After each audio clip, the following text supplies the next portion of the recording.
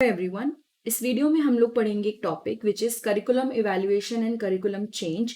उसमें approaches to curriculum evaluation, यानी कि क्या डिफरेंट अप्रोचेस यूज होती हैं जब हम लोग बात करते हैं करिकुलम इवैल्यूएशन के बारे में।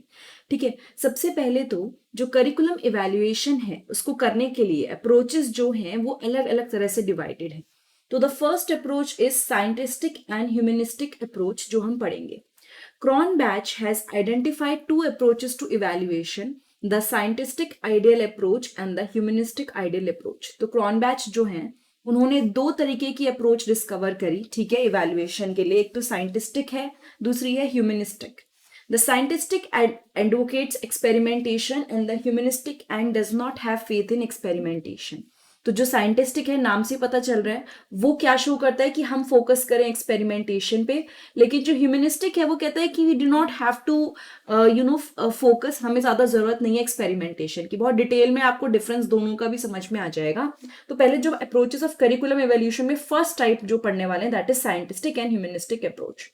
The scientific approach and the humanistic approach are two different ways of evaluating curriculum. तो जब आप curriculum को evaluate कर रहे हो, ठीक है, आप देख रहे हो कैसा है, किस तरह से function कर रहा है, तो आप दो तरीके से उसको evaluate कर रहे हो। पहला है scientific approach, दूसरा है humanistic approach. Now, इन दोनों में क्या difference है? जो साइंटिस्टिक अप्रोच है वो फोकस करती है मेजरेबल आउटकम्स पे, यानी जिस चीज को आप मेजर कर सको। ठीक है, तो ये वाली जो अप्रोच है इसका फोकस रहता है मेजरेबल आउटकम्स पे, जिन चीजों को हम मेजर कर सकें, जैसे कि टेस्ट स्कोर्स, एकेडमिक अचीवमेंट, इन सब चीजों पे इसका फोकस रहता है। और जो ह्यूमनिस्टिक अप्रोच है वो फोकस करती है personal and social dimensions of learning पे, यानी इसका कहाँ पे जो चलता है, मतलब कि हम कहाँ पे मानते हैं ह्यूमनिस्टिक अप्रोच, उसको इस बात से कोई लेना देना नहीं कि स्कोर्स या एकेडमिक अचीवमेंट कैसा आया।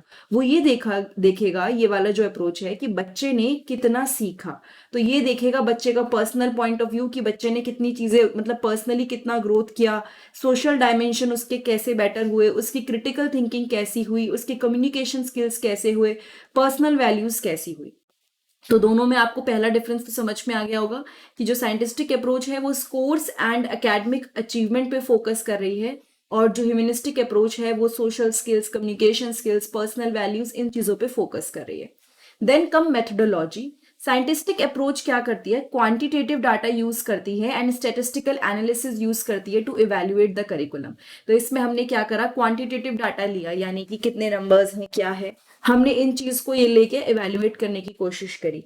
एंड स्टेटिस्टिकल एनालिसिस हमने कैसे किया, हमने जो भी डाटा आया उसको स्टैटिस्टिकली एनालाइज किया। ये सारी चीजें हमने देखी किसके अंदर, साइंटिस्टिक अप्रोच के अंदर। तो ये साइंटिस्टिक अप्रोच में मेथोडोलॉजी कैसी है इवैल्यूएट करने की करिकुलम, वो आपको आइडिया लग गया।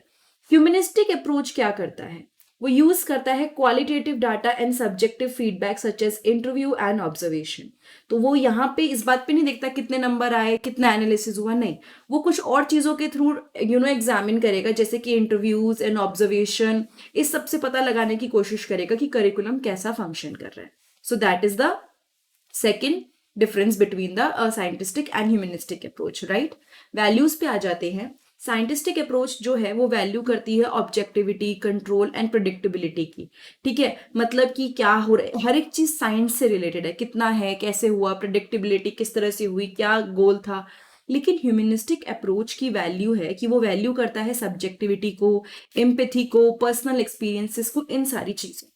ठीक है, फिर गोल्स पे आ जाते हैं। साइंटिस्टिक अप्रोच कंसर्न है किसके साथ, एकेडमिक आउटकम्स के साथ। साइंटिस्टिक अप्रोच जो है वो कंसर्न है एकेडमिक आउटकम्स के साथ कि कैसा एकेडमिक आउटकम आया। और जो आपका ह्यूमनिस्टिक अप्रोच है उसका फोकस है पर्सनल एंड सोशल डेवलपमेंट पे, साथ के साथ ऑब्वियसली एकेडमिक अचीवमेंट को देखेगा, लेकिन आसपास जितने फैक्टर्स हैं जो एक करिकुलम से सिखा सकता है किसी पर्सन को, वो सारी चीजें यहाँ पे कंसिडर हो। ठीक है, आउटकम में again the outcome of the scientistic approach are typically focused on academic achievement. ये किस पे फोकस है, एकेडमिक अचीवमेंट पे फोकस है। इफेक्टिवनेस ऑफ द करिकुलम पे फोकस है, ताकि वो सर्टेन स्पेसिफिक नीड को मीट कर सके। ठीक है, जो आउटकम है ह्यूमनिस्टिक अप्रोच का are more diverse and may include personal growth, social responsibility and other non academic dimensions of learning. तो साइंटिफिक जो साइंटिस्टिक अप्रोच है वो फोकस करता है अलग अलग चीजों पे, जैसे कि एकेडमिक अचीवमेंट कैसी हुई, करिकुलम इफेक्टिव कितना था, स्पेसिफिक लर्निंग गोल उसने अचीव करे कि नहीं करे, और आउटकम जो है वो कैसा है, इज इट डाइवर्स, किस तरह का है, सारी चीजों पे ये फोकस करता है, राइट। तो आप अगर ऊपर ऊपर से देखो तो scientistic approach is more towards the statistical data, क्या क्या किया, क्या क्या आउटकम आए, लेकिन साथ में उसमें उसमें हर एक चीज न्यूमेरिकली क्वांटिटेटिव डाटे पे ज्यादा फोकस है, लेकिन ऐसा हमारा इसके अंदर नहीं है जो हमारा आउटकम है। ठीक है, ये चीज समझ में आई। Now let's talk about intrinsic and payoff evaluation, दोनों में क्या डिफरेंस है। ठीक है, intrinsic and payoff evaluation की बात करते हैं। जैसे ही साइंटिस्टिक एंड ह्यूमनिस्टिक एक मेथड था, ये भी अपने आप में एक मेथड है जो कि करिकुलम के इवैल्यूएशन में यूज होती है, ताकि किसी भी एजुकेशनल प्रोग्राम की इफेक्टिवनेस के बारे में हम लोग समझ सकें। इंट्रिंसिक अप्रोच फोकस करती है करिकुलम को इवैल्यूएट करने पे, लेकिन किसके बेसिस पे, इंटरनल कंपोनेंट पे, जैसे कि learning objective, content, teaching method, इस सब पे फोकस करती है। This approach involves analyzing the curriculum to determine whether it aligns with the goals of the educational institution, whether it is effective in achieving those goals, and whether it provides a meaningful and engaging learning experience for students. तो देखो, interesting ने क्या focus किया, internal component, नाम से ही पता चल रहा है ये फोकस कर रहा है इंटरनल कंपोनेंट्स पे, जैसे कि बच्चे ने जो लर्निंग ऑब्जेक्टिव थे क्या वो अचीव करे, कंटेंट कैसा रहा, टीचिंग मेथड्स कैसे रहे। ठीक है, इस अप्रोच में हम लोग करिकुलम को एनालाइज करेंगे और ये देखेंगे कि क्या वो हमारे जो गोल्स थे एजुकेशन इंस्टीट्यूशन के, उनके साथ अलाइन कर रहा था, क्या उनको उसने अच्छे से समझा, क्या ये इफेक्टिव है उस गोल्स को अचीव करने में, क्या ये एक meaningful and engaging learning experience provide कर रहा है बच्चों को। तो ये सारी चीजें जो हैं, जिसमें आपने करिकुलम के इंटरनल जो भी फैक्टर्स हैं जिसको कंसिडर किया, वो सारी चीजें आपकी इसके अंदर आ गई। ठीक है, नाउ कॉन्ट्रास्ट में अगर चलें, then there comes the payoff evaluation. पे ऑफ इवैल्यूएशन क्या करता है, वो असेस करता है effectiveness of the curriculum based on it's external outcome such as success of students in academic और करियर सेटिंग। ये किस पे फोकस होता है, ये फोकस्ड होता है एक्सटर्नल आउटकम्स पे, जैसे कि पढ़ाया या कंटेंट क्या था वो इंटरनल है, लेकिन उससे बच्चे को सक्सेस मिली कि नहीं मिली, क्या बच्चे ने कुछ सीखा, क्या एकेडमिक स्कोर कैसा आया, वो सारी चीजें आपकी पे ऑफ इवैल्यूएशन के अंदर आ जाती है। ये जो अप्रोच है, इसमें आप मेजर करते हो performance of student who have completed the curriculum, यानी जिन्होंने करिकुलम को कंप्लीट किया है, और आप उनकी परफॉर्मेंस को कंपेयर करते हो उनके साथ जिन्होंने कंप्लीट नहीं किया है। ये ए है जिसने करिकुलम को कंप्लीट नहीं किया है, तो इनकम्प्लीट लिख देते हैं। ये बी है जिसने करिकुलम को कंप्लीट किया है। तो अब आप इन दोनों की परफॉर्मेंस को क्या करोगे, आप इन दोनों को मेजर करोगे। So basically the payoff evaluation focuses on the curriculum external validity and its impact on student future life such as their academic achievement और जॉब प्रोस्पेक्ट्स। ठीक है, जो मेन डिफरेंस है intrinsic and payoff evaluation के बीच में, वो है फोकस पे। इंट्रिंसिक इवैल्यूएशन फोकस करता है इंटरनल क्वालिटी पे, यानी करिकुलम के जो इंटरनल कंपोनेंट्स हैं उन पे फोकस करता है, लेकिन जो आपका पे ऑफ इवैल्यूएशन है वो फोकस करता है एक्सटर्नल आउटकम्स पे, यानी कि जो रिजल्ट आएगा उस पे। बोथ अप्रोचेस, यानी कि दोनों अप्रोचेस के अपने एडवांटेजेस हैं एंड लिमिटेशंस हैं, and a comprehensive evaluation of the curriculum should consider both approaches to provide a complete picture of the curriculum effectiveness। तो ये क्या होगा, ये दोनों की दोनों approaches, इसके अपने advantages हैं, limitations हैं, and these are the things जो finally help करेंगी समझने में कि curriculum कितना effective है। फिर थर्ड वे आ गई जिसमें हम बात करेंगे फॉर्मेटिव एंड सबमिटिव, जो सबको पता होगा, आई एम 100% श्योर आप लोग बीएड से पढ़ते हुए आ रहे हो। सो ये दो टाइप के असेसमेंट इवैल्यूएशन मेथड हैं जो एजुकेशन ट्रेनिंग में यूज होते हैं, एंड दोनों का अपना अपना गोल है। फॉर्मेटिव जो होता है ना, ये क्या करता है, ये देखो, फॉर्मेटिव इज समथिंग जो साइड बाय साइड चलता रहता है, एंड इसका गोल होता है कि हम लर्निंग को इम्प्रूव कर सकें। ठीक है, फॉर्मेटिव असेसमेंट का गोल होता है कि हम लोग ये देखें कि कौन से एरिया वीक है, और उसके बाद हम उसके लिए फीडबैक तैयार करें, बच्चों को फीडबैक दें, तो इससे फाइनली बच्चा इंप्रूव करेगा।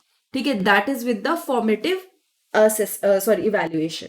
Then comes summative evaluation. Summative evaluation is some, like end में जो होगा ना, एंड का मतलब क्या होगा कि यहाँ पे हमारा गोल है कि हम ये देखेंगे कि जो हम अचीव करना चाहते थे क्या अचीव कर पाए, यस और नो।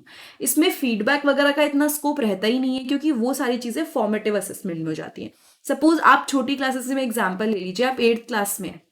8th क्लास में आपने क्या किया, आपने पूरे साल एक ऐसे एग्जाम्स दिए, टेस्ट दिए, जिससे आपको पता चलता रहा परफॉर्मेंस। एक फाइनल पेपर हुआ जिससे पता चल गया कि आप पास हो गए और आपने ये सब मार्क्स अचीव कर लिए या आपने ये गोल अचीव कर लिया। तो ये जो चीजें हैं जिसमें आपको फीडबैक मिल रहा है, आपके पेरेंट्स आ रहे हैं या नहीं भी आ रहे हैं, तो आपको खुद को पता चल रहा है कि आपकी लर्निंग कैसे हो रही है, ये सब कुछ फॉर्मेटिव में आता है। बट दिस फाइनल वन, ये आपका समेटिव असेसमेंट के अंदर आता है। ठीक है, फॉर्मेटिव एक ऑनगोइंग प्रोसेस है जो लर्निंग के टाइम पे होता है या ट्रेनिंग प्रोसेस के टाइम पे होता है। ये क्या करता है, फीडबैक देता है लर्नर्स को, टीचर्स को, ट्रेनर्स को। ठीक है, और वो अपने आइडेंटिफाई कर पाते एरिया जहां पे उन्हें आगे सपोर्ट की जरूरत है या फिर इंप्रूवमेंट की जरूरत है। ठीक है, फॉर्मेटिव इवैल्यूएशन इनफॉर्मल होता है एंड इसमें सेल्फ रिफ्लेक्शन, पीयर फीडबैक यानी दोस्तों से फीडबैक खुद समझना मतलब सेल्फ रिफ्लेक्शन, और टीचर फीडबैक इन्वॉल्व होते हैं। जो गोल है फॉर्मेटिव इवैल्यूएशन का, at the end it is to improve the learning process. आप एट द एंड क्या करना चाहते हो, आप इंप्रूव करना चाहते हो अपना लर्निंग प्रोसेस एंड आप स्टूडेंट सक्सेस को प्रमोट करना चाहते हो। On the other hand, summative evaluation is a final assessment that take place at the end of a learning or training program. ये वो assessment है जो ट्रेनिंग के लास्ट में होता है।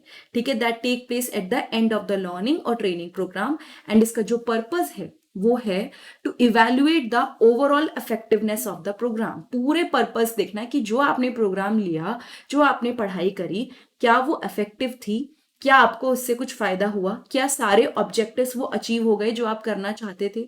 Summative evaluation is often formal and involve assessment such as exams, test और project evaluation. Summative evaluation क्या होता है, फॉर्मल है, उसमें असेसमेंट आते हैं जैसे कि exam, test, project evaluation. And जो गोल है समेटिव इवैल्यूएशन का वो ये है कि आप मेजर कर सको सक्सेस ऑफ अ प्रोग्राम और इंटरवेंशन। ये देखो कि वो कितना सक्सेसफुल रहा, राइट।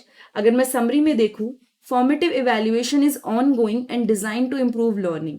फॉर्मेटिव इवैल्यूएशन एक ऑनगोइंग प्रोसेस है एंड वो आपकी लर्निंग को इंप्रूव करता है। लेकिन समेटिव इवैल्यूएशन जो है वो एक फाइनल असेसमेंट होता है जो आपकी इफेक्टिवनेस बता देता है प्रोग्राम की। अगर आपने जो गोल अचीव करने चाहे वो हो गए तो मतलब इफेक्टिव है, नहीं कर पाए तो नहीं हुआ। So the both types of evaluation are important. दोनों इवैल्यूएशन इंपॉर्टेंट है लर्निंग आउटकम्स को मेजर करने के लिए and educational and training programmes की इफेक्टिवनेस को स्टडी करने के लिए, राइट। सो आई होप ये आपको अच्छे से समझ में आया हो। एंड ये आपकी अप्रोचेस थी, इसके मॉडल्स अलग से हैं जो मैं कवर कर दूंगी बहुत ही जल्द।